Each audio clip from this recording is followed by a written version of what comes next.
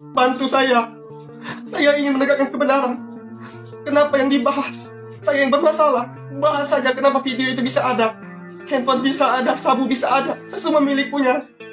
Bapak Presiden Prabowo Subianto, bantu saya, Pak. Tangis Robby pecah minta keadilan ke Prabowo, tak terima dimutasi usai viralkan napi pesta sabu. Seorang petugas lapas Robby Adriansyah, petugas lapas Tanjung Raja, Ogan Ilir, Sumatera Selatan, nangis ngaku dimutasi usai viralkan napi pesta sabu baru-baru ini menjadi sorotan. Ia membuat video meluapkan kekecewaannya dan meminta keadilan ke Presiden Prabowo. Tangis si petugas lapas tak terbendung kala mengaku dirinya dimutasi imbas viralkan soal napi tersebut. Robby Adriansyah kini telah dimutasi ke Rumah Penyimpanan Benda Sitaan Negara, Ruk Basan, Batu Raja, Oku. Robby beralasan memviralkan video tersebut demi menegakkan kebenaran. Ia meminta keadilan kepada Presiden Prabowo Subianto setelah dirinya dimutasi. Selain itu, Robby juga membantah pernyataan Kadif Paskanwil Kemenkumham Sumsel yang menyebutnya masih kecanduan narkoba saat tugas di Ruk Basan. Lewat video yang disebar melalui media sosial, Robby menyampaikan klarifikasinya. Tolong Bapak jelaskan, buktinya mana? Positif apa? Kenapa Bapak tidak langsung tunjukkan ke media? Berikan info, apakah saya positif sabu, ekstasi, metamin atau amfetamin atau marijuana? Saya benar positif,